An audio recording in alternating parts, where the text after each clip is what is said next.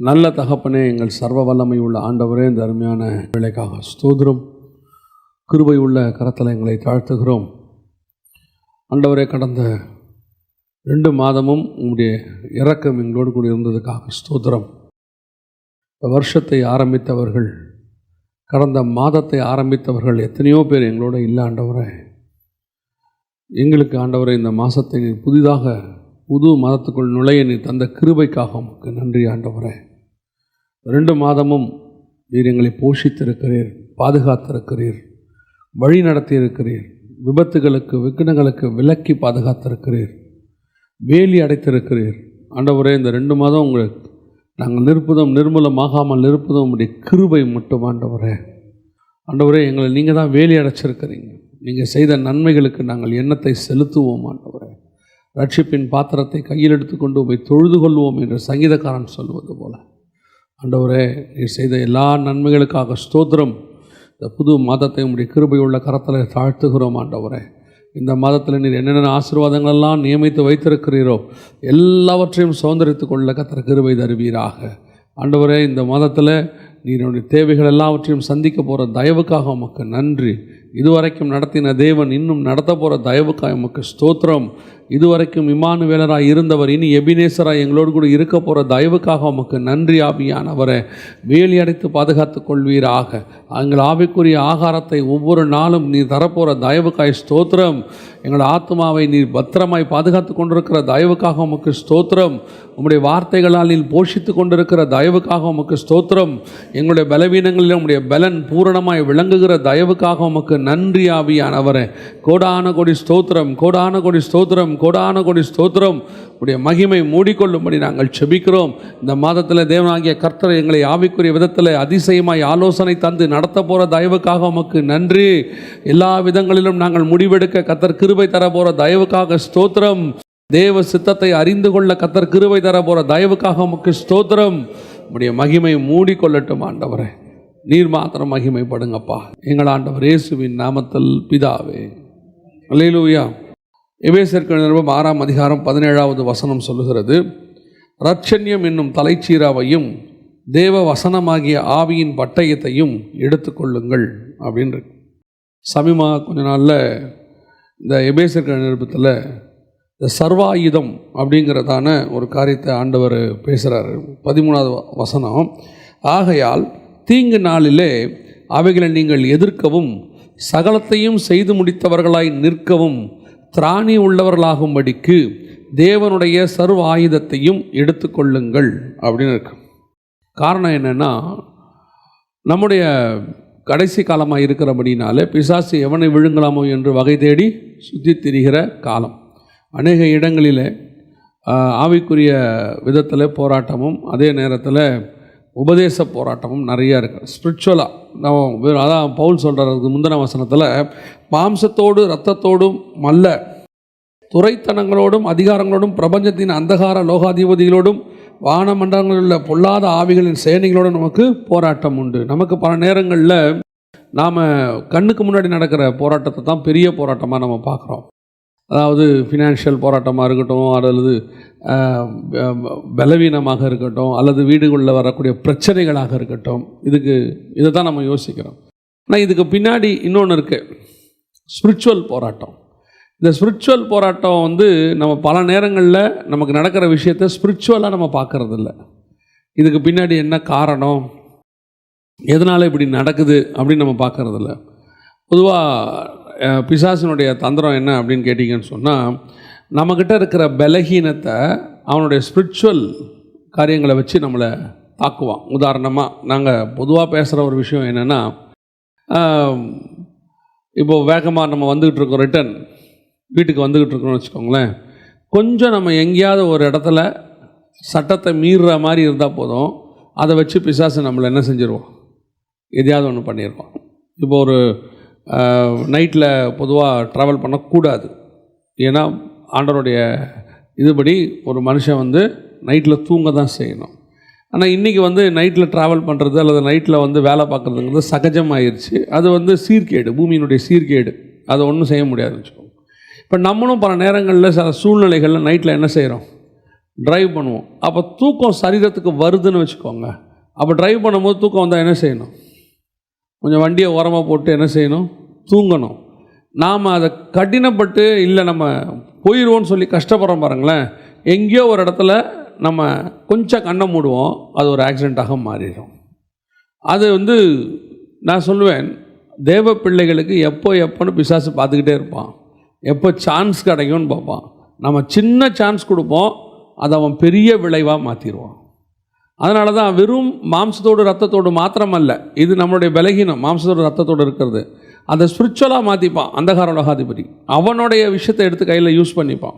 அதுக்கு தான் எப்போவுமே நம்மளை என்ன செய்யணுன்றாரு, அதை எதிர்க்கவும் திராணி உள்ளவர்களாகும்படிக்கு நம்ம எப்போவுமே என்ன செய்யணுமா, ஒரு சேஃப் கார்டு ஒன்று வச்சுருக்கணும்.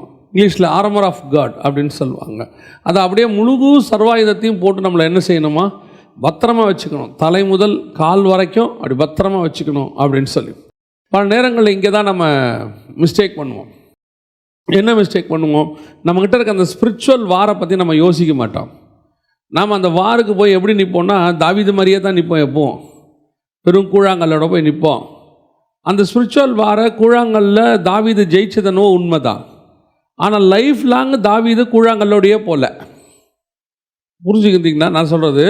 எப்போவுமே தாவீது என்ன முடிவு பண்ணிட்டாரு, நமக்கு கூழாங்கல் போதும், கோலியாத்தையே அடிச்சிட்டோம், இதுக்கப்புறம் யார் இருக்கிறா பார்த்துக்கலாம் வாங்க அப்படின்னு சொல்லிட்டு ஒவ்வொரு மாதமும் 2 லோடு கூழாங்கல் ஆர்டர் பண்ணி எல்லா கூழாங்கல் கையில் வச்சுக்கோங்க, இனிமேட் நம்ம என்ன செய்ய போகிறோம், ஒவ்வொருத்தரும் கூழாங்கல் அடிப்பது எப்படி அரசாங்கத்தின் மூலமாக உங்களுக்கு சொல்லிக் கொடுக்கப்படும் அப்படின்லாம் சொல்லலை. அது ஒரு காலம். அதுக்கப்புறம் அவர் கத்தியில் தான் சண்டை போட்டார். பட்டயத்தில் ஒரு ராஜாக்கள் எப்படி சண்டை போடுவாங்களோ அப்படி தான் அவர் சண்டை போட்டார். அவரே தான் சொல்கிறாரு, எனக்கு இந்த மாதிரி பட்டயத்தை எடுத்து பழக்கம் இல்லைன்னு சொல்கிறாரு. ஒரு இடத்துல அவரே தான் கேட்குறாரு, ஏதாவது பட்டயம் கிடைக்குமா எனக்கு சண்டை போடுறதுக்குன்னு கேட்குறாரு. அவர் அப்கிரேட் பண்ணுறாரு. ஸ்பிரிச்சுவலி நம்ம அதே மாதிரி தான் நம்மளை சேஃப்டி அப்கிரேட் பண்ணணும். இங்கே பட்டயம் இருக்குது, ஆவியின் பட்டயம் இருக்குது, ஒவ்வொன்றும் இருக்குது. அப்போ சமீபத்தில் இந்த சர்வாயுதத்தை பற்றி ஆண்டவர் பேசிக்கிட்டு இருக்கும்போது எனக்கு ஒரு வித்தியாசம் இல்லை, வேற ஒரு காரியத்தை கர்த்தர் உணர்த்தினார். எதை பற்றி அப்படின்னு கேட்டிங்கன்னு சொன்னால், பொதுவாக அந்த சர்வாயுதத்தை தரித்து கொள்ளும் போது எதை பற்றி எடுப்பாங்க அப்படின்னு கேட்டிங்கன்னா, ஆரோனை பற்றி எடுப்பாங்க. ஆரோனுடைய தலைப்பாகை, ஆரோனுடைய வஸ்திரம், ஆரோனுடைய பாதரட்சை, அப்புறம் ஆரோன் கையில் உள்ள கோல், இப்படி ஒவ்வொன்றத்தையும் எடுத்து கம்பேர் பண்ணுவாங்க. இந்த புதிய ஏற்பாட்டுடைய ஊழியக்காரனுடைய ஆர்மர் ஆஃப் காடுக்கும் பழைய ஏற்பாட்டில் உள்ள ஊழியக்காரனுக்கும் உள்ள கம்பேரிசன் எடுப்பாங்க. ஆனால் இதை படிச்சுக்கிட்டு இருக்கும்போது எனக்கு ஆண்டவர் திடீர்னு ஒரு ஆளை ஞாபகப்படுத்தினார். 1 சாமுவேலின் புஸ்தகம் 17ஆம் அதிகாரத்தில் ஆண்டவர் மிக முக்கியமாக ஒரு ஆளை பற்றி சொல்கிறார். யாரை பற்றி அப்படின்னு கேட்டிங்கன்னு சொன்னால், கோலியாத்தை பற்றி. கோலியாத்தை பற்றி சொல்லும் போது, இந்த கோலியாத்தை பற்றி நம்ம நிறைய விஷயங்கள் பொதுவாக ஜஸ்ட் ஒரு சண்டே கிளாஸ் கதை மாதிரி படிச்சுட்டு போயிடுவோம். ஆனால் அதுதான் தாவீதுடைய யுத்தத்தின் ஆரம்பம், ஃபஸ்ட்டு யுத்தம். அபிகாயில் சொல்லும் போது தாவீது என்ன சொல்லுவாங்க, நீர் கர்த்தருடைய யுத்தத்தை நடத்துகிறவராமே அப்படின்னு கேட்பாங்க. அப்போ தாவீது பண்ண ஒவ்வொரு யுத்தமும் என்ன யுத்தம்? கர்த்தருடைய யுத்தம். அது ஒரு பீரியடில் தான் தாவீதுக்கு தெரிய வருது, அபிகாலுக்கு அந்த வெளிப்பாடு இருக்குது. ஆனால் தாவீது பண்ண முதல் யுத்தத்திலிருந்தே கர்த்தருடைய யுத்தம் தான். ஃபஸ்ட்டு யுத்தமே கர்த்தருடைய யுத்தம் தான். அந்த ஃபஸ்ட்டு யுத்தம் எதுன்னு கேட்டிங்கன்னா, கோலியாத்தோட செஞ்சது. அந்த யுத்தத்தில் அவர் கல் எடுத்ததுக்கு ஒரு காரணம் இருக்குது, 5 கூழாங்கல் எடுத்ததுக்கு ஒரு காரணம் இருக்குது, ஆற்றங்கரை ஓரத்துலேருந்து எடுத்ததுக்கு ஒரு காரணம் இருக்குது. இப்படி ஒவ்வொன்றும் இருக்குது. இது ஒரு தனி செய்தியாகவே நம்ம எடுக்க முடியும். அப்படி இருக்கும்போது இந்த கோலியாத்தோடைய காரியங்கள் அத்தனையும் பார்த்திங்கன்னா பிசாசினுடைய காரியத்துக்கு ஒப்புமையாக இருக்கும். உதாரணமாக அவனை தலையில் தான் அடித்தான் தாவீது இல்லையா? கல் எடுத்து அடித்து தலையில் அடித்தார். அடித்த உடனே அவன் தலையில் விழுந்தான். ஆனால் உடனடியாக அவன் சாகவில்லை. அதே மாதிரி தான் ஆண்டவர் இப்போ பிசாசின் தலையை என்ன பண்ணியிருக்கிறாரு? நசுக்கி இருக்கிறாரு. ஆனால் இன்னும் பிசாசு என்ன ஆகலை, முடிவுக்கு வரல. ஒரு காலம் வரும், பிசாசை பிடிச்சி ஆண்டவர் நரகத்தில் தள்ளுவார். 20ஆம் அதிகாரம் வெளிப்படுத்தின விசேஷத்தில் அப்போ தான் அவனுக்கு ஒரு முடிவு வரும். ஸோ அந்த இடைப்பட்ட காலத்தில் தான் நம்ம இருக்கிறோம். அதே மாதிரி தான் கோலியாத்துக்கும் தாவீதுக்கும் உள்ளதான அந்த யுத்தம் இயேசு கிறிஸ்துவுக்கும் பிசாசுக்குமான யுத்தம். அதில் பார்த்தீங்கன்னா அவன் 5 கல் எடுப்பான், 1 தான் அடிச்சிருப்பான். ஒரு கல் தான் கோலியாத்து விழுந்திருப்பார். ஆனால் மிச்சம் 4 கல் அவனுடைய இதில் இருக்கும். இது ஆண்டவர் என்ன கம்பேர் பண்ணுறாரு அப்படின்னு கேட்டிங்கன்னு சொன்னால், இப்போது நேபுகாத் நேச்சார் ஒரு சிலையை பார்க்குறாரு பாருங்களேன். அந்த சிலையில் பார்த்தீங்கன்னு சொன்னால் 5 விதமான உலோகம் இருக்கும். தங்கம், வெள்ளி, அப்புறம் வெண்கலம், இரும்பு, அப்புறம் களிமண், இரும்பு களிமண், இந்த 5 இருக்கும். இவன் எடுத்த 5 கல்லுக்கான சமானம். முதல் கல் தலையில் அடிச்சிட்டான். நீங்கள் அந்த நேபுகாத் நேச்சாருடைய சிலையில் அந்த சொப்பனத்தில் நீங்கள் பார்த்தீங்கன்னா 2ஆம் அதிகாரத்தில் வசனம் சொல்லும், கையால் பெயர்க்கப்படாத ஒரு கல் வந்து அந்த சிலையின் காலிலே மோதியதுன்னு இருக்கும். இப்போ தாவீது அடித்த கல் இருக்குதுல கூழாங்கல், அது கையால் பெயர்க்கப்படாத கல். கூழாங்கல் யாரும் செய்ய மாட்டாங்க, அது தானாக உருவாகி கையால் பெயர்க்கப்படாமல் மலையிலேருந்து உண்டாகி வரக்கூடியது. அந்த கையால் பெயர்க்கப்படாத கல் தாவீது அடித்தது தலையில். மிச்சம் 4 கல் இருக்கணும். அடுத்த 4 பார்த்தீங்கன்னா 4 சாம்ராஜ்யம் இருக்கும். அதாவது மேதிய பெர்சியா சாம்ராஜ்யம், அதாவது வெள்ளி இருக்கும். அடுத்து வெண்கலம் கிரேக்க சாம்ராஜ்யம், அடுத்து இரும்பு ரோம சாம்ராஜ்யம், அடுத்து இரும்பு களிமண்ணும். அடுத்து 4 இருக்கும். அந்த 4 கல் தான் அவன் அடைப்பைக்குள்ளே இருக்கும். அந்த 5ஆவது கல் தான் அவன் எடுத்து அடித்தது. அதாவது நேபுகாத் நேச்சார் கண்ட சொப்பனத்தில் வந்தது. இது அதுக்கான ஒரு ஒத்துமை. ஸோ அப்போது கோலியாத்துக்கும் இந்த நேபுகாத் நேச்சார் கண்ட சொப்பனத்துக்கும் பிசாசுக்கும் இயேசு கிறிஸ்துவுக்குமான மிக முக்கியமான ஒரு கனெக்ஷன் அதுக்குள்ளே இருக்குது. அதான் தாவீதோடைய யுத்தமும் கர்த்தருடைய யுத்தமும் ஒன்று. ஸோ இப்போ இந்த கோலியாத்தை பார்க்கும் பொழுது அதில் இந்த ஆர்மர் ஆஃப் காட் நம்ம பார்க்குறோம் இல்லையா? எப்படி நம்ம இப்போ தேவனுடைய பிள்ளைகளுக்கு கர்த்தர் ஒரு சர்வாயுதத்தை தரிச்சிருக்கிறாரோ, அதே மாதிரி கோலியாத்து கையிலையும் ஒரு சர்வாயுதம் இருக்குது. நீங்கள் அதை பாருங்கள். 1 சாமுவேலின் புஸ்தகம் 17ஆம் அதிகாரத்தில் 5வது வசனத்திலேருந்து வாசிங்க. அவன் தன் தலையின் மேல் வெண்கலச் சீராவை போட்டு ஒரு போர்க்கவசம் தரித்து கொண்டிருப்பான்.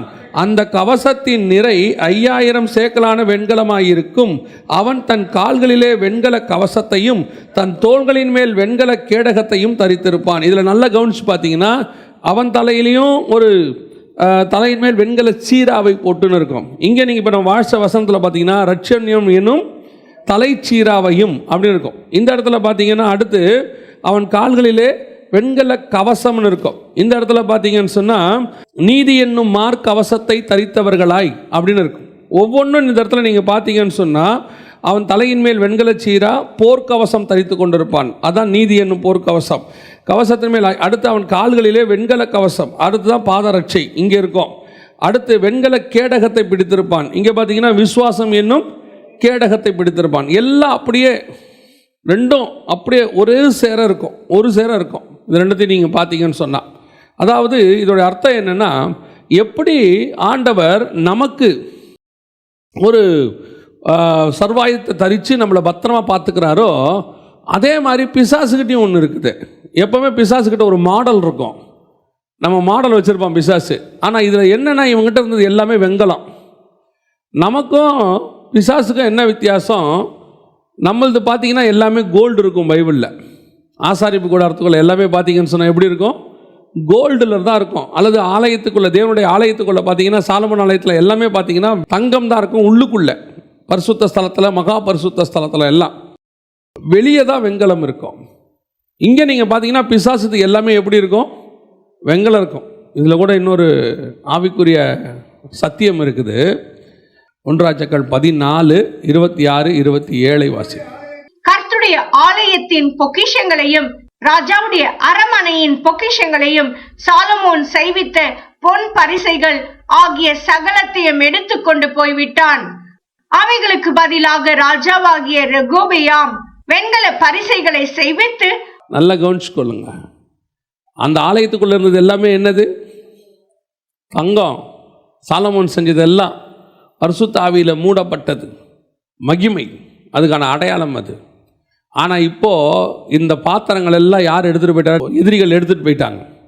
ஒரு காலகட்டத்தில் பார்த்தீங்கன்னா இப்போ எடுத்துகிட்டு போயிட்டாங்க. இவரே ரெகபெயாமே என்ன பண்ணுறாருன்னா, வேறு வழி இல்லாமல் கப்பம் கட்டுறாரு. ஆனால் ஜனங்களுக்கு தெரியக்கூடாது எல்லாத்தையும் கொடுத்துட்டோன்னு. அதனால் அதுக்கு என்ன பண்ணுறாரு? அதே மாதிரி வெண்கலத்தில் ஒன்று செய்கிறாரு. வெண்கலத்தில் செஞ்சு முன்னாடி வச்சிடுறாரு. தூரத்துலேருந்து பார்த்தா அது எப்படி தெரியும்? தங்க மாதிரி தெரியும். இந்த மாடல் தான் இப்போ நமக்கு அந்த உமா கோல்டும்பாங்க.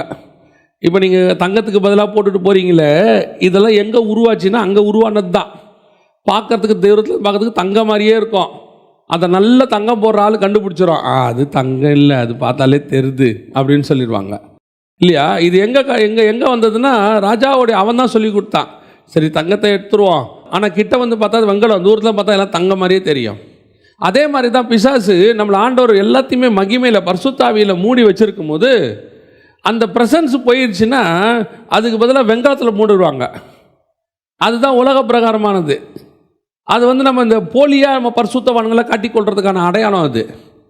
சிலர்லாம் பார்த்தீங்கன்னு சொன்னால் உண்மையான பரிசுத்தவானுக்கும் போலியான பரிசுத்தவானுங்களுக்கும் அவ்வளோ சீக்கிரத்தில் என்ன செய்ய முடியாது, உங்களால் கண்டுபிடிக்க முடியாது. அதே மாதிரி தான் இப்போ நமக்கு ஒரு ஆண்டவர் தலைச்சீரா ஒன்று வச்சிருக்கிறாரு. அந்த தலைச்சீராக பேர் ரட்சிப்பு என்னும் தலைச்சீரா, ரட்சணிய தலைச்சீரா. அதே நேரத்தில் இன்னொரு தலைச்சீராவும் இருக்கு, வெண்கல தலைச்சீரா. யாருக்கிட்ட இருக்குது? பிசாசுகிட்ட இருக்குது, கோலியாத்துக்கிட்ட இருக்குது. இந்த தலைச்சீரா எதுக்காக அப்படின்னு கேட்டிங்கன்னு சொன்னால் தலையை பாதுகாப்பதற்காக. இங்கிலீஷில் அதுக்கு ஹெல்மெட்னு பேர். நம்ம ஹெல்மெட்டுக்கு இது பாருங்கள், இப்போ போட்டு போகிறோமே, அந்த ஹெல்மெட்டோடைய பூர்வீகம் அங்கே இருக்கு. தலையை பாதுகாக்கிறதுக்காக வச்சது ஹெல்மெட். அதாவது ஒரு சர்வாயுதத்திலேயே த வைட்டல் பார்ட் அப்படின்னு சொல்லுவாங்க. அதோட அர்த்தம் என்னென்னா, முக்கியமானது எது அப்படின்னு கேட்டிங்கன்னு சொன்னால் தலைச்சீரை தான் முக்கியம். ஏன் அப்படின்னு கேட்டால், எங்கே அடிபட்டாலும் பொழைச்சிக்கலாம். மண்டை போச்சு, தலை போச்சு, எல்லாம் போச்சு. ஸோ இந்த தலையை என்ன செய்யணும்? பார்த்துக்கணும். இந்த தலையை பத்திரமா பார்த்துக்கிறது தான் எது அப்படின்னு கேட்டிங்கன்னு சொன்னால் இந்த தலைச்சீரா. இதை போட்டு வச்சுருப்பாங்க. ஆனால் இன்னைக்கு ஆவிக்குரிய விதத்தில் நமக்கு ஆண்டவர் ஒரு தலைச்சீரா கொடுத்துருக்கிறாரு. அது என்ன தலைச்சீரா? ரட்சிப்பு எனும் தலைச்சீரா. இந்த ரட்சிப்பு தான் நம்மளை என்ன செய்யுது அப்படின்னு கேட்டிங்கன்னா, நம்மளை ஆவிக்குரிய வாழ்க்கையில் நாம் மரித்து போகாதபடிக்கு பத்திரமாய் பாதுகாக்குது, நாம் அடைந்த ரட்சிப்பு. ஆனால் இந்த ரட்சிப்பு இருக்குது பாருங்களேன், இப்போ கோலியாத்துக்கிட்ட தலைச்சீரா இருந்துச்சா இல்லையா? கோலியாத்துக்கிட்ட தலைச்சீரா இருந்துச்சு. ஆனால் கோலியாத்து வீழ்த்தப்பட்டார், கோலியாத்து மரித்து போனான், தலை வெட்டப்பட்டது. ரட்சிக்கப்பட்டிருக்கிறோம். இன்னைக்கு ஒரு புது உபதேசம் உலகத்தில் இருக்குது, உங்களுக்கு தெரியுமான்னு தெரியல. நித்திய ரட்சிப்பு அப்படின்னு ஒன்று, ஒரு புது உபதேசம். புது உபதேசமாக இல்லை, அது பழைய உபதேசம். இப்போ புதுசாக எடுத்து ரொம்ப பேசிகிட்டு இருக்கிறாங்க. நித்திய ரட்சிப்பு அப்படின்னு சொல்லி வாசிங்க, அந்த வசனத்தை வாசிங்க, உங்களுக்கு தெரியும்னு நினைக்கிறேன். பிலிப்பியருக்கு எழுதின நிருபம் 2ஆம் அதிகாரம் 12வது வசனம் வாசிங்க. ஆதலால் எனக்கு பிரியமானவர்களே, நீங்கள் எப்பொழுதும் கீழ்ப்படுகிறபடியே நான் உங்களுக்கு சமீபமாக இருக்கும் பொழுது மாத்திரமல்ல, நான் தூரமாயிருக்கிற இப்பொழுதும் அதிக பயத்தோடும் நடுக்கத்தோடும் உங்கள் ரட்சிப்பு நிறைவேற பிரயாசப்படுங்கள். உங்கள் ரட்சிப்பு நிறைவேற பிரயாசப்படுங்கள் அப்படின்னு இருக்கு. ஆனால் இன்னைக்கு ஒரு குரூப் என்ன சொல்லிக்கிட்டு இருக்குது அப்படின்னு கேட்டிங்கன்னு சொன்னால், நித்திய ரட்சிப்புன்னு ஒன்று இருக்குது. அதாவது நீங்கள் ரட்சிக்கப்பட்டுட்டீங்கன்னா அந்த ரட்சிப்பு உங்களை கடைசி வரைக்கும் காப்பாற்றி பரலோகத்துக்கு கூட்டிகிட்டு போயிடும். அந்த நித்திய ரட்சிப்புக்கான வசனம் வாசிங்க தயவுசெய்து. எபிரேயர் 5:9 வாசிங்க. ஹீப்ரூ 5:9. நாம் பூரணரான பின்பு நமக்கு கீழ்ப்படுகிற யாவரும் நித்திய ரட்சிப்பை அடைவதற்கு காரணராகி அப்படின்னு.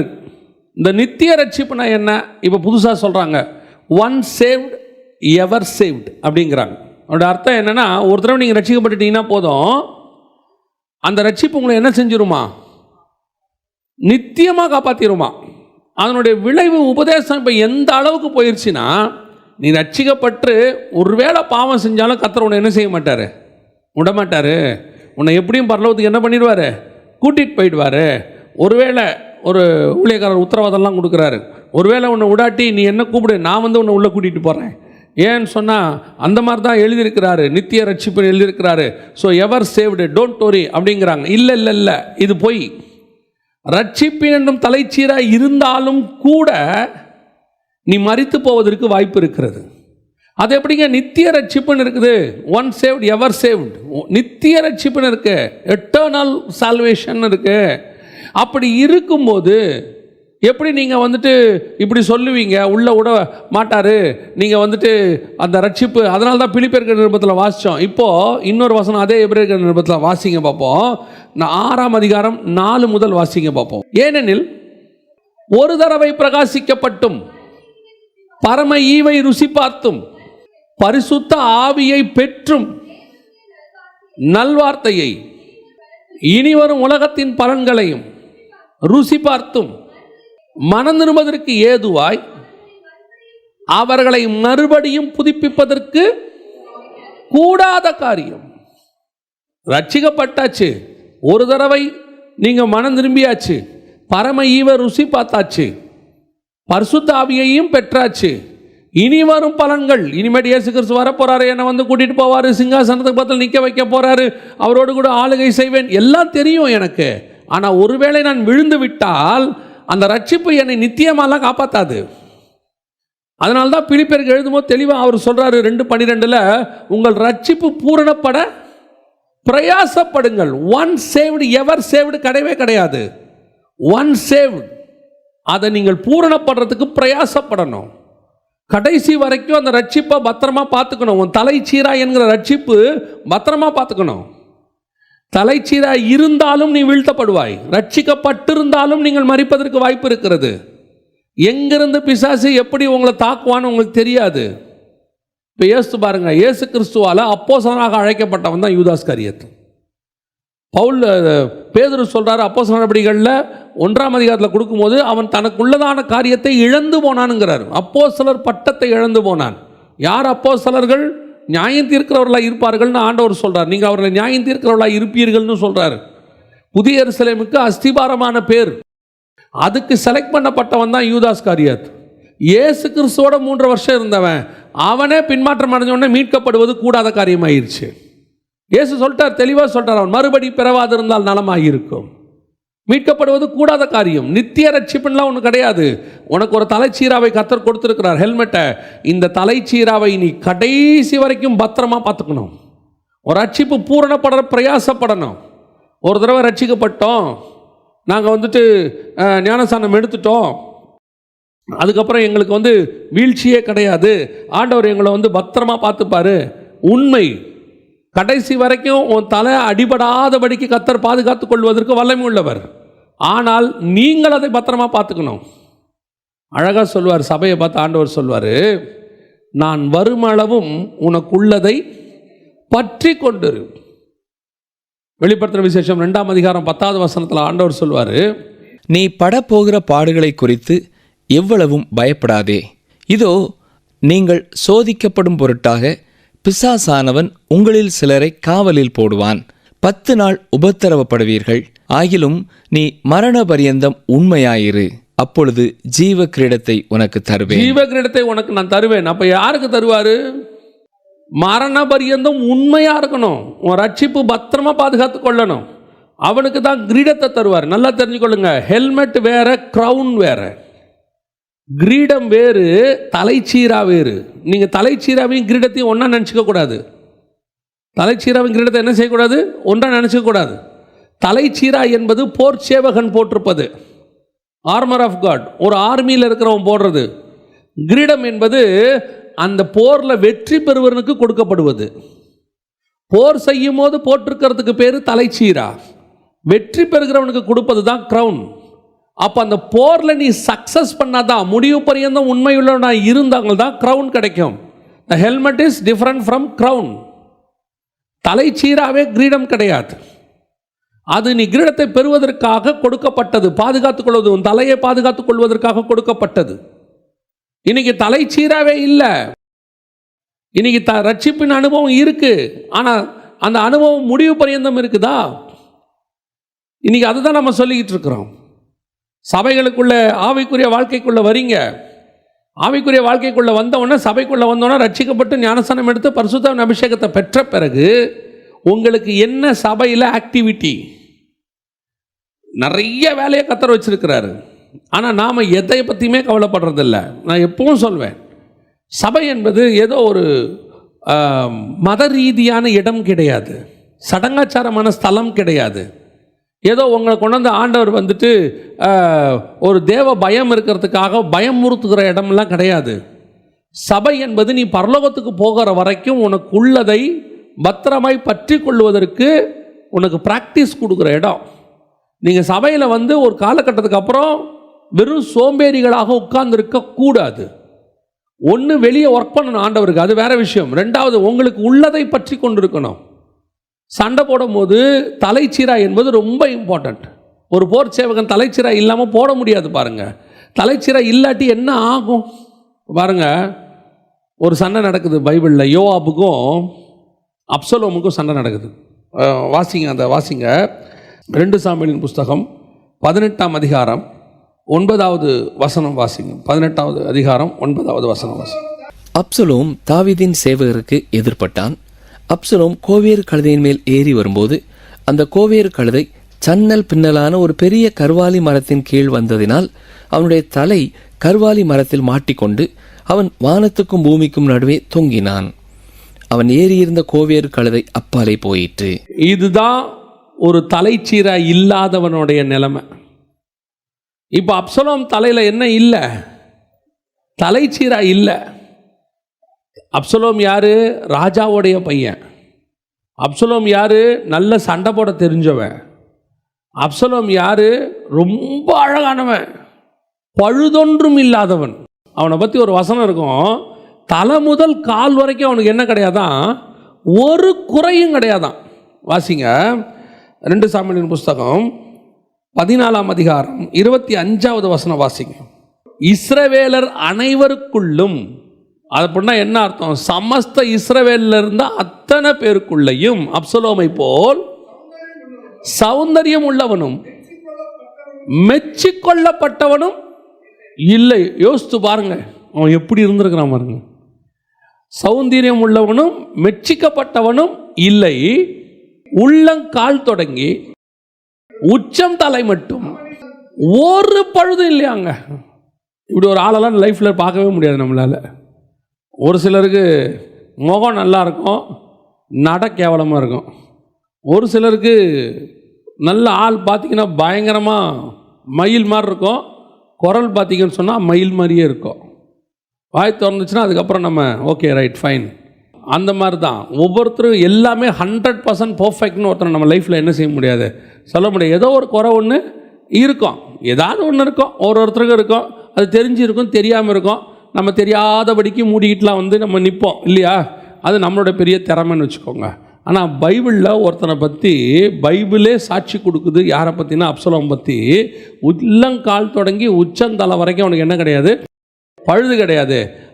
இதை நீங்கள் ஸ்பிரிச்சுவலி யோசித்து பாருங்கள். ராஜாவுடைய பையன், நம்ம தான் ராஜாவுடைய பையன், தாவீது ராஜாவுடைய பையன். அப்போ நாம் தாவீது ராஜா தேவனுக்கு அந்த இயேசு கிறிஸ்துவுக்கான ராஜ்யபாரத்துக்கான ஆள், அவருடைய பையன். நம்மளை ஆண்டவர் சுத்தமாக ரத்தத்தில் கழுவிட்டார். இப்போ நமக்கு பழுதொன்றும் இல்லை. அவருடைய ரத்தத்தால் நம்ம நீதிமான்கள் ஆக்கப்பட்டிருக்கிறோம். ஆண்டவர் நம்மளை இப்போது அவருடைய சாயலாய் மாற்றிட்டார். அப்போ நம்ம ரொம்ப அழகாக ஆயிட்டோம். ஸ்பிரிச்சுவலி நான் சொல்ல வரேன், வெளியே பேசலை, ஸ்பிரிச்சுவலி. ஆனால் எங்கிட்ட இருந்த ஒரே பிரச்சனை என்ன, அப்சலோம்கிட்ட இருந்த ஒரே பிரச்சனை என்ன? என் தலையில் என்னுடைய ரட்சிப்பு என்னும் தலைச்சீராவை நான் போட்டுக்கொள்ளவில்லை. என்னுடைய சேஃப்கார்டு என்கிட்ட இல்லாமல் இருந்துச்சு. அதனுடைய விளைவு என்ன? ஒரு மரத்தில் என் தலை மாட்டி, கர்வாலி மரத்தில் மாட்டி வானத்துக்கும் பூமிக்கும் நடுவில் தொங்கி கொண்டு இருந்தான். அவனுக்கு வானமும் கிடைக்கல, பூமியும் கிடைக்கல. இது யாருடைய சுபாவம் தெரியுமா? பிசாசுடைய சுபாவம், பிசாசுடைய நிலை. ஆண்டவர் என்ன பண்ணார்? பிசாசை சபிச்சு கீழே தள்ளினார். எங்கே வந்தான்? வானத்தில் இன்னொரு இடத்துக்கு வந்திருக்கிறான். அதான் வானமண்டலத்தின் பொல்லாத சேனை. அவனுக்கு ஒரு நாள் பூமியிலையும் இடம் இல்லை. கத்தரிப்பு அவன் தலையை நசுக்கிட்டாரு. இங்கேயும் இடம் இல்லை, பரலோகத்திலையும் அவனுக்கு இடம் இல்லை. இவர் ரெண்டுத்துக்கும் நடுவில் தொங்கிக்கிட்டு இருக்கிறான், ரெண்டுத்துக்கும் நடுவில் தொங்குறான். இந்த நிலைமையில தான் அப்சலோம் இருக்கிறான். இந்த நிலைமையில தான் நிறைய ஆவிக்குரிய வாழ்க்கை இருக்குது. உங்கள் ரட்சிப்பு பூரணப்பட்டிருக்குதா? உங்கள் ரட்சிப்பு பூரணப்படுறதை விட உங்கள் ரட்சிப்பு பத்திரமா பாதுகாத்து கொண்டு இருக்குதா? தலைச்சீராக இருக்குதா? என்னைக்காவது செக் பண்ணியிருக்குதுங்களா? இன்றைக்கி நாம் ரட்சிக்கப்பட்டுட்டோம். பாஸ்டன்ஸ். நான் ரட்சிக்கப்பட்டு 10 வருஷம் ஆச்சுங்க, நான் ரட்சிக்கப்பட்டு 20 வருஷம் ஆச்சுங்க. எஸ், ஆனால் அந்த ரட்சிப்பு இன்னும் ட்ராவலில் இருக்குதா? தலைச்சீராக இன்னும் தலைமையில் இருந்துகிட்டே இருக்குதா? ரட்சிக்கப்பட்டது உண்மை, ஆனால் ரட்சிப்பு பூரணப்பட வேண்டும். அதனால தான் பவுல் சொல்றாரு, உங்கள் ரட்சிப்பு பூரணப்பட பிரயாசப்படுங்கள், இல்லைன்னா ஒரு நாள் உங்கள் தலை எங்கேயாவது மாட்டிக்கொள்ளும். கர்த்தர் நமக்கு கொடுத்துருக்கிற மிக முக்கியமானது அது சேஃப். சபைக்கு தலை இயேசு, அது வேற விஷயம். நமக்கு ஆண்டவர் ஒரு வாழ்க்கை, ஆவிக்குரிய வாழ்க்கை கொடுத்துருக்கிறார். குடும்பத்துக்கு தலை கணவன், அதே மாதிரி தான் ஒவ்வொன்றுத்துக்கும் கொடுத்துருக்கிறார். உங்ககிட்ட ஆண்டவர் சில ரட்சிப்பின் அனுபவத்தை கொடுத்துருக்கிறார். அது பூரணப்படணும்னு பாருங்கள். உங்கள் தலைச்சீராக கரெக்டாக இருக்கான்னு பாருங்கள். நம்ம நினச்சிட்டு இருக்கிறோம் என் தலையில் தலைச்சீராக இருக்குதுன்னு. பல நேரத்தில் தலைச்சீராகவே இல்லை. நிறைய பேருக்கு ஓடிட்டே இருக்கிறான். ஓடுற வேகத்தில் அவனுக்கு என்ன இல்லை? தலையில் தலைச்சீராக இல்லை. ஒரு போர் சேவகன் என்றால் கண்டிப்பாக தலைச்சீராக உன் தலை மேலே இருக்கணும். ஏன்னா நீங்கள் நானும் ஆவிக்குரிய போராட்டத்தை பண்ணிக்கிட்டு இருக்கிறோம். 2 தீமோத்தேயு 2ஆம் அதிகாரம் 3ஆம் வசனத்தில் சொல்லும்போது நல்ல போர்ச்சேவகனாய் தீங்கு அனுபவின்றார். அப்போ நமக்கு ஆண்டவர் போர்ச்சேவகன் வேலை கொடுத்துருக்கார். Spiritual warfare, we are the warriors. அதனால தான் பவுல் சொல்கிறார், we are the more than the conquerors. எல்லா இடங்களிலும் எங்களை அவர் என்ன செய்ய பண்ணுகிறார்? வெற்றி சிறக்க பண்ணுகிறார். இந்த வெற்றி சிறக்க பண்ணுகிற ஒவ்வொரு போர் சேவகன் தலையிலையும் கண்டிப்பாக தலைச்சீராய் இருக்கணும். தோத்து போகிற கோலியாத்தின் தலையிலேயே தலைச்சீராய் இருக்குமானால் ஜெயிக்க போகிற உங்கள் தலையிலும் என் தலையிலும் எவ்வளோ கண்டிப்பாக அந்த தலைச்சீராய் ரட்சிப்பின் அனுபவம் இருக்கணும். உங்கள் ரட்சிப்பை என்றைக்காவது கொஞ்சமாவது சோதித்து பார்த்துருக்குறீங்களா? இன்னும் நாம் கர்த்தரோட தான் நடந்துக்கிட்டு இருக்கிறோமா? அந்த ரட்சிப்பு நம்மளை இன்னும் காப்பாற்றிக்கிட்டு தான் இருக்குதா? அதுதான் ரொம்ப முக்கியம். ரட்சண்யம் என்னும் தலைச்சீரா. தாவீது சொல்கிறாரு, ஒரு பாவம் செஞ்ச உடனே 51ஆம் சங்கீதத்தில் உடைய ரட்சண்ய சந்தோஷத்தை என்னை விட்டு எடுக்காமலும், அதான் என் தலைச்சீரா போனதுக்கான அடையாளம். சந்தோஷம் போயிடும். அப்சலோமுக்கு பயங்கர சந்தோஷம் இருந்துச்சு. அப்பாவை ஜெயிச்சிட்டோம், அப்பாவை ஓட விட்டுட்டோம், தாவீதை ஓட விட்டுட்டோம், இனி நம்ம தான். அவன் ஆட்களை சம்பாரிச்சான், காலாட்களை சம்பாரிச்சான், குதிரையை சம்பாரிச்சான், எல்லாம் ஓகே. ஒரு நாள் அவனுக்கு பயம் வந்தது. ஆட்கள் நம்மளை பின்தொடர வந்துட்டாங்க. அந்த பயம் சந்தோஷம் எப்போ போச்சோ அப்பயே ஒரு ரட்சிப்பு போயிடுச்சுன்னு அர்த்தம். அதனால தான் அவன் திருப்பி கேட்குறான், தாவீது, நான் எப்போ பாவம் செஞ்சனோ அப்பயே என் ரட்சிப்பு கேள்விக்குறியாக மாறிடுச்சு. என் தலை மேலே இருக்கிற கிரீடம் கீழே இறங்கிருச்சு, என் தலை மேலே இருக்கிற தலைச்சீராவை கீழே தள்ளியாச்சு. நான் அப்படியே ட்ராவல் பண்ணிகிட்ருக்கிறேன், குதிரை மேலே ஓடிட்டுருக்கிறேன் அப்சலோம் மாதிரி. என் தலை மேலே தலைச்சீரா இல்லாதே எனக்கு ஒரு பெரிய விஷயமா தெரில. ஏன்? எனக்கு குதிரை இருக்குது, நான் பாட்டு ஓடிட்டே இருக்குதேன். ஒரு இடத்துல என்னை துரத்த ஆரம்பிச்சிட்டாங்க, பயம் வந்துருச்சு. நான் தலைச்சீராவை மட்டும் கரெக்டாக போட்டிருந்தேன்னா என் தலை என்ன செய்யாது? எந்த மரத்துலேயும் மாட்டாது. எல்லா இடத்துலையும் நான் தப்பிச்சுக்கிட்டு ஓடி வந்துக்கிட்டே இருப்பேன். எது நமக்கு மேன்மையாக கருதுகிறோமோ அதுவே நம்ம வீழ்ச்சிக்கு காரணமாகவும் மாறும். அப்சலோமுக்கு எது தெரியுமா பெரிய ப்ளஸ் பாயிண்ட்டு? அவன் தலைமுடி தான் ப்ளஸ் பாயிண்ட். அதே 2 சாமுவேலின் புஸ்தகம் 14ஆம் அதிகாரம் 26வது வசனம் வாசிங்க. அவன் தன் தலைமயிர் தனக்கு பாரமாய் இருப்பதினால் வருஷாந்தரம் சிரைத்து கொள்ளுவான். சிரைக்கும்போது அவன் தலைமயிர் ராஜாவுடைய நிறையின்படி 200 சேக்கல் நிறையாயிருக்கும்.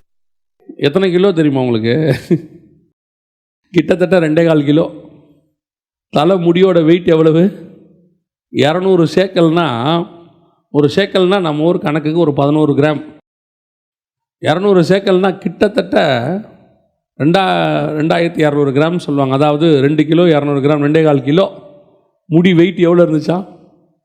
தலைக்கு மேலே 2.25 கிலோ முடி. அவ்வளவு முடி வளருமா? யோசித்து பாருங்கள். இன்றைக்கி லேடிஸ் எல்லாம் எண்ணெயை தடவி ஏதாவது வளருமா, கொஞ்சமாவது நீளுமா, கொஞ்சமாவது கண்ணுக்கு முன்னாடி வருமானு எட்டி பார்க்குறோம். அது வரவே மாட்டேங்குது இல்லை? அது சுட்டியாக இருக்குதுன்னு போய் ஸ்ட்ரைட்னிங்லாம் பண்ணி விட்டு எவ்வளோ நீட்டினாலும் அது அதுக்கு மேலே ஒரு ஜானுக்கு மேலே வளரவே மாட்டேங்குது. அவன் முடி எவ்வளோ இருந்துச்சான்? 2.25 கிலோ இருந்துச்சான். 200 சேக்கல்.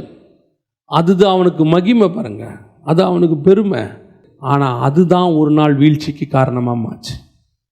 உனக்கு ஆண்டவர் கொடுத்துருக்கிற மகிமை இருக்கு, நிறைய காரியங்களை கர்த்தர் கொடுத்துருக்கிறாரு. நீ நல்லா பாடுவ, நல்லா பேசுவ, நல்லா இசை வாசிப்ப, உனக்கு நிறைய திறமைகள் கொடுத்துருக்கு. ஆனால் இது அத்தனையும் உன் ரட்சிப்பினால் மூடப்பட்டிருக்க வேண்டும். தலைச்சீராவினால் மூடப்பட்டிருக்கணும்.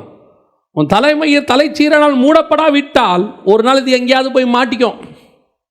எங்கேயாவது உன் டேலண்ட் உன்னை மாட்ட வச்சிரும். எங்கேயாவது உனக்கு இருக்கக்கூடியதான மேன்மை உன்னை கொண்டு போய் சிக்க விட்டுரும். அதுக்கப்புறம் உன்னுடைய முடிவு எப்படி இருக்குன்னு தெரியுமா? வானத்துக்கும் பூமிக்கும் நடுவில் தொங்குற மாதிரி ஆயிரும். அங்கேயும் போக முடியாது, இங்கேயும் போக முடியாது. சில நாள் இதுதான் பிரச்சனையே. நரகத்துக்கு போக முடியாது, மனசு வாதிக்குது. தேவன்கிட்டையும் போக முடியல அவனால். ஏன்? பாவம் பண்ணியாச்சு. இப்போ நிறைய பேர்கிட்ட ஒரு பிரச்சனை இருக்குது. பாவம் பண்ணிடுவோம். இங்கே எவனும் பாவம் பண்ணாதவங்களாம் கிடையாது. பாவம் பண்ணிடுவோம். ரட்சிக்கப்பட்ட பிறகு நான் சொல்கிறேன், விழுந்துருவோம். ஆனால் திருப்பி எங்கே போனால் தான் மீட்பு தெரியுமா? தேவ சமூகத்துக்கு போனால் மட்டும்தான் மீட்பு. No other way. வேற எங்கே போனாலும் மீட்பு இல்லை. இப்போ யூதாஸ் எப்படி செத்தான்? நாண்டு கொண்டு செத்தான். தூக்கு போட்டு மாட்டி வானத்துக்கு பூமிக்கு நடுவில் தொங்கினான். ஏன் அவன் தொங்கினான் தெரியுமா? அவன் போன இடம் ராங் பிளேஸ். ஒரு நாள் ராத்திரியில் 2 பேரும் தப்பு பண்ணுறாங்க. யூதாஸும் பண்ணுறாரு, பேதுருவும் பண்ணுறாரு. யூதாஸ் காட்டி கொடுத்தாரு, பேதுரு மறுதலிச்சாரு, சபிச்சாரு, சத்தியம் பண்ணாரு, எல்லாம் செஞ்சாரு. ஆனால் யூதாஸ் எங்கே போனான்? அதை சரி பண்ணுறதுக்கு ஆசாரியர்கிட்ட போனான். ஆனால் பேதுரு எங்கே போனார்? சரி பண்ணுறதுக்கு இயேசுகிட்ட போனார். ஆமாம், நான் மறுதலிச்சிட்டேன், நான் சத்தியம் பண்ணிட்டேன், நான் திட்டிட்டேன், சபிச்சிட்டேன், தேவனையே சபிச்சிட்டேன். ஆனாலும் என்னை மீட்கிற இடம் ஒன்று இருக்கிறது. என் தலைச்சீராவை நான் ரெடி பண்ணுறதுக்கு ஒரே ஒரு இடம் தான் இருக்குது, அது தேவனுடைய சமூகம் மட்டும்தான். அங்கே போனால் தான் சரி பண்ண முடியும், இல்லைன்னா சரி பண்ண முடியாது. பல நேரத்தில் நாம் சுயமாக சரி பண்ணுறதுக்கு ரெடி பண்ணுறோம். எனக்கு ஆண்டவர் என் லைஃப்பில் சொல்லி கொடுத்த ஒரே ஒரு மிக முக்கியமான விஷயம் அவ்வளோதான். என்ன தெரியுமா? விழாதவன் ஒருத்தன் கிடையவே கிடையாது. ஆனால் தேவ சமூகத்துக்கு ஓடிடு. அடித்தாலும் மட்டமாய் அடித்து உன்னை பத்திரமாய் பாதுகாக்கிற ஒரே ஒரு தேவன் உண்டு, அவர் தான். என்ன பாவத்திலிருந்து தூக்கி எடுத்துருவார். ஆனால் அடிப்பார், உதப்பார், கட்டுவார், காயப்படுத்துவார், திருப்பி அவரே கட்டு போடுவார், எல்லாம் செய்வார். ஆனால் அவர் கையில் இருக்கிற பிரம்பு என் தகப்பன் கையில் இருக்கிற பிரம்புக்கு சமானம். அது எதிரியின் கையில் இருக்கிற பிரம்புக்கு சமானம் கிடையாது. அது என்னை கொல்லவே கொள்ளாது. எப்பேற்பட்ட பாவமாக இருக்கட்டும், நான் விழுந்தவனாக இருக்கட்டும், திருப்பி 2வது தடவை விழுதாக இருக்கட்டும், 7-70 தடவை விழுதாக இருக்கட்டும், திருப்பி தூக்கி நிறுத்தக்கூடிய ஒரு தகப்பன் உண்டு. அவர் என் தலைச்சீராவை திருப்பி சரி பண்ணி என் தலையை கரெக்ட் பண்ணிடுவார். நான் வேற எங்கே போனாலும் நாண்டு கொண்டு சாவேன், வானத்துக்கு பூமிக்கு நடுவில் தொங்குவேன். அது யூதாஸாக இருந்தாலும் சரி, அப்சலோமாக இருந்தாலும் சரி. இன்றைக்கி நாம் எதை வச்சு சரி பண்ண பார்க்குறோம்? நம்ம தலைச்சீரா முதல்ல இருக்கா? அப்சலோம் தலையில் தலைச்சீரா இல்லை. எப்போ யூதாஸ் இயேசுவை விட்டு வெளியே போனானோ வசனம் சொல்லுது, சாத்தான் அவனுக்குள் புகுந்தான், தலைச்சீரா போயிடுச்சு, ரட்சிப்பு போயிடுச்சு. அவ்வளோதான், கதை முடிஞ்சு. பிசாசு உள்ளே வந்துடும். அதனால தான் நான் எப்பவும் சொல்வேன், எனக்கு தெரிஞ்சவங்ககிட்டலாம் நான் ஒரு வார்த்தை எப்பவும் சொல்லுவேன், அவங்க என்ன வேணாலும் தப்பு பண்ணிட்டு போட்டோம், என்ன வேணாலும் தப்பு பண்ணட்டும், நீங்கள் அதற்கு எதிர்மறை செய்யவே செய்யாதீங்க. ஏன் தெரியுமா? அவன் நரகத்துக்கு போக ரெடியாக இருக்கான், நாம் போக ரெடியாக இல்லை. அவனுக்கு சரிசமாக இறங்கிட்டோம், அவன் நம்மளையும் சேர்த்து கூட்டிகிட்டு போயிடுவான். கூடுமான வரைக்கும் அவனை விட்டு ஒதுங்கிடணும், இயேசுக்கிட்ட ஓடிடணும். பல நேரங்களில் பிசாசு நம்மளை அப்படியே வெளியே இருந்து ஆளை வச்சு கூப்பிடும், வா வா வா வா வா அப்படியே கூப்பிடும். நாமளும் நீயா நானெல்லாம் பார்த்துருவான். நம்ம அவங்கள ஜெயிக்க ஜெயிக்க நமக்கு ஒரு சந்தோஷம் வருதில்ல, பிசாசுக்கு ரொம்ப சந்தோஷமாக இருக்கும். பேசுகிறா, பேசு, நல்லா பேசு. பட்டீர்னு நமக்கு ஒரு கெட்ட வார்த்தை வாயில் வந்துடும் பாருங்க. பிசாசு பார்த்த வந்தாம்ல, இதுக்குத்தான் அவனை கூட்டிகிட்டு வர சொன்னேன் அப்படிமா. பேசினவுடனே நமக்கு ஒரு வாதம் வரும் பாருங்கள் இருதயத்தில். அழகாக நம்மளை அப்படியே ஒரு தேங்காய் பதியை வச்சு கூட்டிகிட்டு போயிட்டானே பிசாசு, நம்மளை சிக்க விட்டானே. ஆண்டவர் சொல்வார், இதுக்கு தான் வெளியே போவாத என்ன, எப்படி இரு, காது கேளாதவனை போல இரு. அதான் நான் எப்பவும் சொல்வேன், அப்படியே இந்த தலைச்சீராவை கையில் பிடிச்சிக்கிட்டு எந்த கருவாளி மரத்துலையும் மாட்டிடக்கூடாது. அது முடியை பிடிச்சி ஜிம்பறதுக்கு ரெடியாக நிற்கும், தலையை மட்டும் கொடுத்துடாதீங்க. தலை மேலே தலைச்சீராவை போட்டுக்குங்க, பத்திரமா வச்சுக்குங்க, எப்படியாவது ஓடி போயிருங்க, அதுதான் நல்லதும் கூட.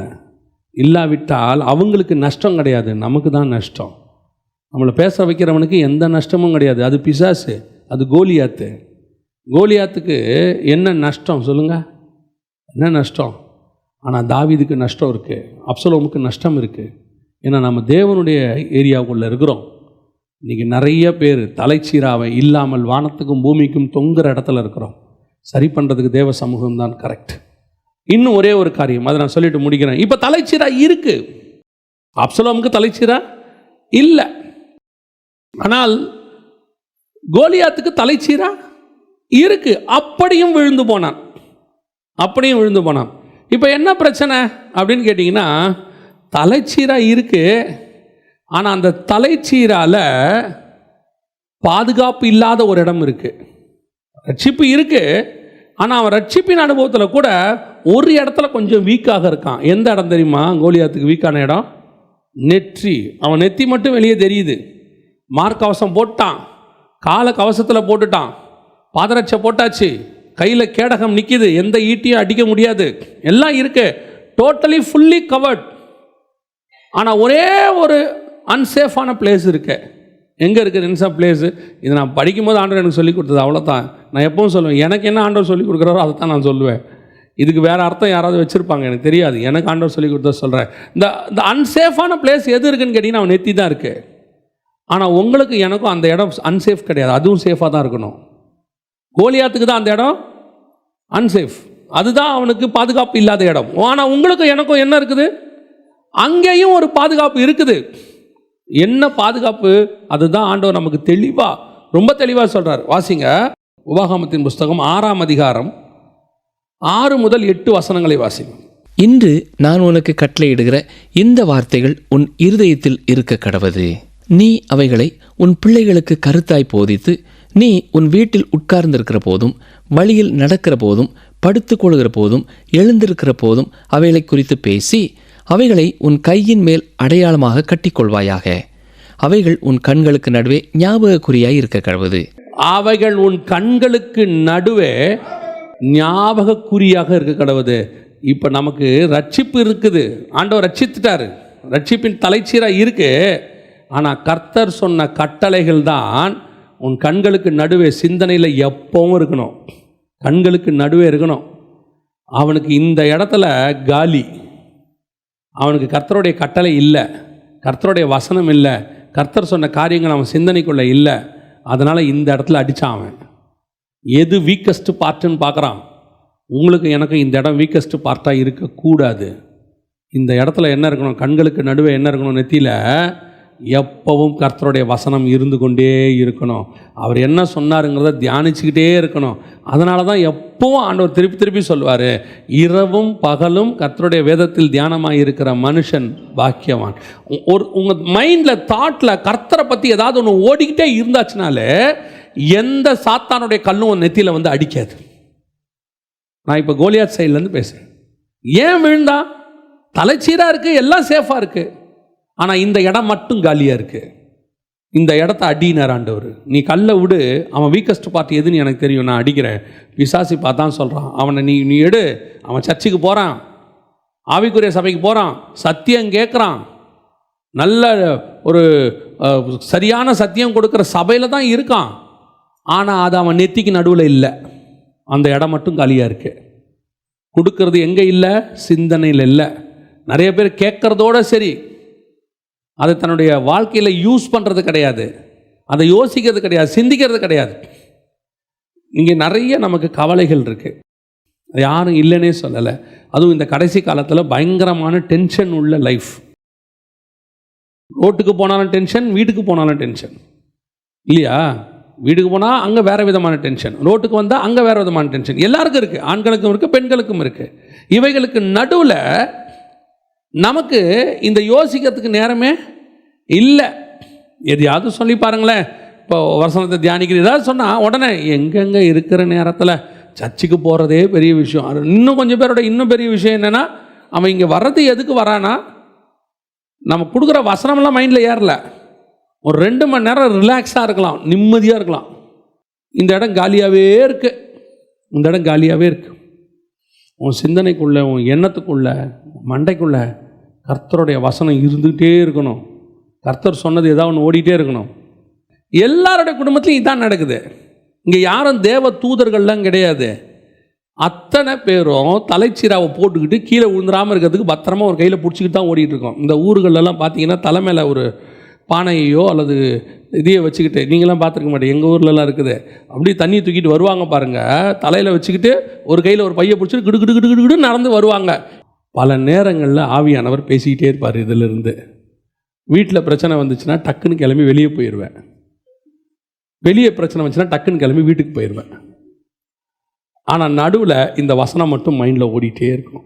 ஏதோ ஒன்று சொல்லுவார், ஏதோ ஒன்று பேசிட்டே இருப்பார், ஜோம் பண்ணிகிட்டே இருப்போம், ஏதோ ஒன்று சொல்லுவார். நான் உடனே யார்ட்டையாவது பேசிடுவேன், அதை இது பாருங்க இந்த வசனம் இப்படி ஒன்று சொன்னார், அதை பற்றி டிஸ்கஸ் பண்ண ஆரம்பிச்சிருவேன். நான் உங்களுக்கு சொல்கிறேன், சர்வ பிரச்சனைக்கும் வழி நிவாரணி எதுன்னு கேட்டால் கர்த்தருடைய வசனம் மட்டும்தான். அதை அப்படியே உங்களோட ஹீல் பண்ணும் பாருங்கள். நிறைய பிரச்சனைகள் வந்து உங்களை ஹீல் பண்ணும். தியானிக்க தொடங்க. பிரச்சனை வருதா, எடுத்து பைபிள் வசனம் வாசிங்க. ஏங்க இதுக்கு அதுக்கும் என்னங்க சம்மந்தம் இருக்கு? கால் வலி வந்தால் வாயில் மாத்திரை போடுறோமா? எவ்வளோ ஐடியா வருங்க, இப்படி கண்டுபிடிச்ச பாருங்க. காலில் வலி வந்தோன்னா வாயில் மாத்திரை போடுறோமா? ஆனால் கால் வலி சரியாகுதுன்னு சொல்கிறோமா? அது நல்ல மாத்திரைங்க, போட்ட உடனே சரியாச்சு சொல்கிறோம் தானே. யூஸ்வலாக மாத்திரை போடணும் வாய் வழியாக கீழே தானே இறங்கணும். இப்படி இறங்குற மாத்திரை எப்படி மேலே இருக்கிற தலைவலியை சரி பண்ணுது? ஆக்குதான் இல்லையா? ஏதோ ஒன்று செய்து இல்லை. அதை விட மேலான ஹீலிங் எதுன்னு கேட்டிங்கன்னா கர்த்தருடைய வசனம். இதுக்கு அதுக்கு என்னங்க சம்மந்தம்னு கேட்காதீங்க. ஆனால் இருக்குது, சம்பந்தம் இருக்குது. நல்லா வசனம் வாசித்து பாருங்கள். ஏதாவது பிரச்சனை வரும்போது சில நேரத்தில் இப்போது இன்னொரு நமக்கு ஆண்டவர் கடைசி காலத்தில் கிருபை பெருகும்னு இருக்கு. இவனுங்க இப்போ கொடுக்குற டார்ச்சரில் வாசிக்க கூட முடியாது. நமக்கு எந்த பிரச்சனையும் அதை ஹீல் பண்ணி விட்டுரும். இந்த நெத்திக்கு நடுவில் காலியாக இருக்கவே கூடாது. இருந்துச்சே பிரச்சனையை கொண்டாந்து பிசாசு போட்டுருவான். கல் மேலே கல் அடிச்சுக்கிட்டே இருப்பான். ஒரு நாள் நீங்கள் கூப்பிட விடுந்து இல்லாமல் போவீர்கள். தலைச்சீராக இருக்கும், ரட்சிப்பு இருக்கு. எத்தனை பேர் ரட்சிக்கப்பட்டவன் பின்வாங்கி போயிட்டான்? எத்தனை பேர் ரட்சிக்கப்பட்டவன் ஆண்டவர் விட்டு போட்டான்? ஏன் போகிறான்? ஏதோ ஒரு பிரச்சனை, ஏதோ ஒரு சூழ்நிலை அவனை பின்னுக்கு தள்ளுகிறது. அது பாவம் செய்யறதுக்கு சூழ்நிலை தான் காரணம். ஒரு சூழ்நிலையை உண்டாக்கி அப்புறம் பாவம் செய்ய வைப்பான் பிசாசு. அந்த சூழ்நிலையை ஏன் உண்டாக்குறான் பிசாசு? இந்த இடம் காலியாக இருக்குது, எல்லாருக்கும் பிரச்சனை இருக்குது. அதான் நான் எப்பவும் சொல்லுவேன், உலகத்திலேயே யாக்கோபை மாதிரி பிரச்சனை உள்ள மனுஷன் உலகத்தில் யாரும் கிடையாது. நான் அவனுடைய இதை படிக்க அவனை பார்த்தா பாவமாக இருக்குது. சும்மா இருக்கிறவனை வம்பு இழுத்துனே இருப்பாங்க. அவன் பாட்டுன்னு ஊரில் சும்மா தான் இருந்தான். அவங்க அம்மா போய் அப்பா கிட்ட ஆசீர்வாதத்தை வாங்கிக்கிட்டான்ச்சு. வாங்கிட்டு வர்றான். அதே அம்மா கூப்பிட்டு சொல்லுது, ஊர் விட்டு ஓடிடுறா, உங்கள் அண்ணன் கொல்ல போகிறான். அவங்க, நான் சும்மா தானே இருந்தேன், நான் பாட்டுன்னு வேலை பார்த்துட்டு சும்மா தானே இருந்தேன். பல நேரங்களில் யாக்கோபு எடுத்துகிட்டு பார்க்கும்போது அங்கே போனால் மாமா வீட்டில் பிரச்சனை, அங்கேருந்து தப்பிச்சு ஓடி வந்தால் துரத்தினே வரான் அவன். அப்புறம் ஆண்டவர் தலையிட்டு அவங்ககிட்ட ஒன்று பார்த்து பேசு அப்படின்னு. சரி, நான் அங்கேருந்து வந்தால் பசங்க 2 பேர் போய் அந்த இன்னொரு தேசத்தில் போய் அந்த ஆளை வெட்டி போட்டுடுறாங்க. அங்கேருந்து பயந்துக்கிட்டு அவன் இன்னொரு இடத்துக்கு ஓடுறான். போனால் ஏசா எதிரில் வரான். அவனுக்கு பயந்துக்கிட்டு அங்கே நைட்டு ஃபுல்லாக தூக்கம் இல்லை. யோசிச்சு பாருங்க, அப்படியே நம்மளை மாதிரியே இருக்கும். நாளைக்கு காலையில் பிரச்சனை, நைட்டு ஃபுல்லாக தூக்கமே இல்லை அவனுக்கு. திருப்பி அங்கேருந்து பிரச்சனையாகி வந்தா இங்கே யோசேப்பை விற்றுட்டானுங்க. அந்த பிரச்சனை போகிறதுக்குள்ளே பென்யமீனை தூக்கிட்டு போயிட்டான் யோசேப்பு. இப்படி அங்கேருந்து அங்கே போகிறான்.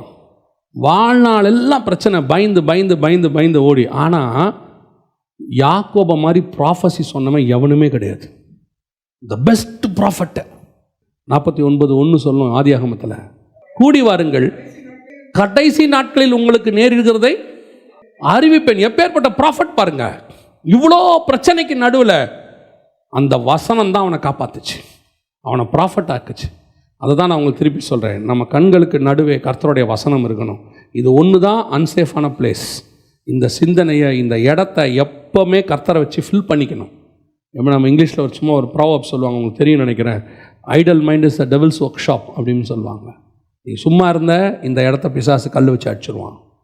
ஏதாவது ஒன்று வச்சு அடிப்பான், இல்லை பிரச்சனையை வச்சு அடிப்பான், இல்லை சோதனை வச்சு அடிப்பான், இல்லை தேவையில்லாத தாட்ஸ் ஒன்று கொடுத்துக்கிட்டே இருப்பான், இல்லை எதிர்கால பயத்தை கொடுப்பான். என்ன பண்ண போகிற, என்ன ஆகும், உன் பொண்ணை எப்படி கல்யாணம் பண்ணி கொடுப்ப, பொண்ணுக்கு 2 வயசு தான் இருக்கும். பிசாசு கொண்டாந்து மைண்டில் போட்டுருவான், அப்படி சிந்தனையில் கொண்டாந்து போட்டுருவான். என்ன பண்ண போகிற, உன் பொண்ணுக்கு என்ன பண்ண போகிற, உன் பின்னாடி எதிர்காலம் எங்கே, நடுத்தரில் நிற்பேன்பான். இப்போ தான் நமக்கு 30 வயசே ஆகிருக்கும். அவன் பேசுகிறது 60 வருஷம், 60 வயசு கழிச்சு. தூக்கி இந்த இடத்த தேவனால் நிரப்புங்க. இந்த இடத்த கண்களுக்கு நடுவே கர்த்தருடைய கட்டளைகளை கொண்டு வாங்க, கற்பனைகளை கொண்டு வாங்க, கர்த்தருடைய வசனத்தை தியானிக்க தொடுங்க. நாளை தினத்தை பற்றி கூட யோசிக்காதீங்க. நான் சொல்லுவேன், நாளை தினத்தை கர்த்தர் பார்த்து கொள்வார். இன்னைக்கு நடத்தின தேவன் நாளைக்கும் நடத்துவார். உன் முடிவு பரியந்தம் அவர் நடத்துவார். ஆனால் உன் தலைச்சீராக மட்டும் கரெக்டாக இருக்கணும். அதை மட்டும் பத்திரமா போட்டுக்க. கண்களுக்கு நடுவே கர்த்தருடைய வசனத்தை நிறுத்துங்க. அவர் கட்டளைகளை யோசிங்க, தியானிங்க, இரவும் பகலும் தியானிங்க. கர்த்தர் ஒரு நாளும் நம்ம விடவே மாட்டார். அல்லேலூயா. ஜெபம் பண்ணுவோம். நம்ம எல்லாரும் தேவ சமூகத்தில், கர்த்தருடைய சமூகத்தில் எழுந்திரிச்சு நிற்போம். எல்லாரும் கண்களை மூடுவோம். ஆண்டவர்கிட்ட ஒரே ஒரு ஜெபத்தை நம்ம இந்த காலை வேளையில் செய்ய போகிறோம். ஆண்டவரே, நம்முடைய ரட்சிப்பு என்னும் தலைச்சீரா என்னை விட்டு போகவே கூடாது. ஆண்டவரே, ஒரு நாள் அதை என்னை விட்டு நீங்கவே கூடாது தகப்பனே. அதை நான் பத்திரமா பார்த்துக்கணும். நீங்கள் சொல்லியிருக்கிறீங்க, நான் வரும் பொழுதும் உனக்கு உள்ளதை பற்றி கொண்டுருன்னு சொன்ன. நான் வரும் அளவும் உனக்குள்ளதை பற்றி கொண்டுரு. நீங்கள் இந்த தலைச்சீராவை கரெக்டாக வச்சுருந்தீங்கன்னா ஒரு நாள் கர்த்தர் ஜீவ கிரீடத்தை உனக்கு தருவார். இதே தலைச்சீராக இருக்கிற இடத்துல தலைச்சீராவை எடுத்துட்டு அந்த இடத்துல கர்த்தர் கிரீடத்தை, ஜீவ கிரீடத்தை வச்சிருவார். உனக்கு ஜீவ கிரீடத்தை தந்து வாங்கி கர்த்தர்கிட்ட வாங்கி தர போகிறது என்னமோ இந்த தலைச்சீரா தான். ஒப்பு கொடுப்போமா தேவ சமூகத்தில்? என் ரட்சண்ய தலைச்சீரா. ஆண்டவரே, என் ரட்சிப்பை நான் பூரணப்பட, பிலிப்பியருக்கு பவுல் சொன்னது போல, உங்கள் ரட்சிப்பு பூரணப்பட பிரயாசப்படுங்கள். நல்லா தெரிஞ்சுக்கொள்ளுங்க, இந்த நித்திய ரட்சிப்பு என்பதற்கான அர்த்தத்தை புரியாமல் நிறைய பேர் உங்களை வழிவிலக பண்ணுவாங்க. உங்கள் ரட்சிப்பு நித்திய ரட்சிப்பாக பூரணப்படணும்னா நீங்கள் பிரயாசப்பட்டு அதை பத்திரமா பார்த்துக்கணும். நீங்கள் தான் பிரயாசப்படணும். வீழ்ச்சி வரும், சில நேரத்தில் பாவம் வரும், கர்த்தருக்கு விரோதமான காரியங்களை சிந்திச்சிருவோம், கர்த்தருக்கு விரோதமான காரியங்களை பார்த்துருவோம், சில நேரங்களில் கர்த்தருக்கு விரோதமான காரியங்களை செஞ்சிடுவோம், சில நேரத்தில் விழுந்துடுவோம். ஆனால் அப்சலோம் மாதிரி கீழே விழுந்து எழுந்திருக்கும் போது என் தலையில் தலைச்சீராக இல்லாமல் இருக்கக்கூடாது. எடுத்த உடனே முதல்ல என் தலைச்சீராவை எடுத்து மாட்டிக்கணும், என் ரட்சிப்பை கன்ஃபார்ம் பண்ணிக்கணும், அந்த சந்தோஷம் இருக்கான்னு செக் பண்ணிக்கணும். உணர்த்தப்பட்ட உடனே தாவீது ஓடி போய் அதை செக் பண்ணுறாரு. ஆண்டவர்கிட்ட கேட்குறாரு, உங்களுடைய ரட்சணிய சந்தோஷத்தை என்னை விட்டு எடுத்துறாதீங்கப்பா, அதுதான் ரொம்ப முக்கியம், நீ இதை மட்டும் பத்திரமா பிடிச்சிக்கிட்டு ஓடுங்க, உன் தலைச்சீரா உன்னை காப்பாற்றிரும், உன் தலை எந்த கருவாளி மரத்துலையும் மாட்டாது. பிரச்சனை வரும் ஆனால் மாட்டாது. கடைசியாய் உன் கண்களுக்கு நடுவே கர்த்தருடைய வசனம் கட்டளை எப்பொழுதும் இருந்துச்சுன்னா எந்த கல்லும் உன் நெத்தியில் வந்து மோதாது. நம்ம ஜெபம் பண்ண போகிறோம். கரங்களை ஆண்டவருக்கு நேராக உயர்த்தி, எங்கள் சர்வ வல்லமை உள்ள தகப்பனே, எங்களுக்கு கொடுத்துருக்கிற இந்த ரட்சிப்பின் வாழ்க்கைக்காக ஸ்தோத்திரம். யாருக்கும் கிடைக்காத ஸ்லாக்கியத்தை எங்களுக்கு கொடுத்துருக்குறீங்க ஆண்டவரே. ஆனால் இதை நாங்கள் பூரணப்பட முடிவு பரியந்தம் நாங்கள் இதில் ஓடி முடிக்க கர்த்தர் கிருபை பாராட்டுங்கப்பா. என்ன விலை கொடுத்த ஆகிலும் ஆகின்ற ஆண்டவரே, இந்த ரட்சிப்பை நாங்கள் பாதுகாத்து கொள்ள ஆண்டவரே, எல்லாம் இருந்துச்சு அப்சலோமுக்கிட்ட, தலைச்சீரா மட்டும் இல்லை, வானத்துக்கும் பூமிக்கும் நடுவில் அவன் தொங்கிட்டான். நாங்கள் என்ன விலை கொடுத்தாவது எங்கள் ஆத்துமாவை பத்திரமாய் பாதுகாத்துக்கொள்ள, ரட்சிப்பை நாங்கள் பாதுகாத்துக்கொள்ள கர்த்தர் எங்களுக்கு கிருபை பாராட்டும். மகிமையுள்ள கரத்தில் எங்களை தாழ்த்துகிறோம் எங்கள் ஆண்டவர் இயேசுவின் நாமத்தில் பிதாவே.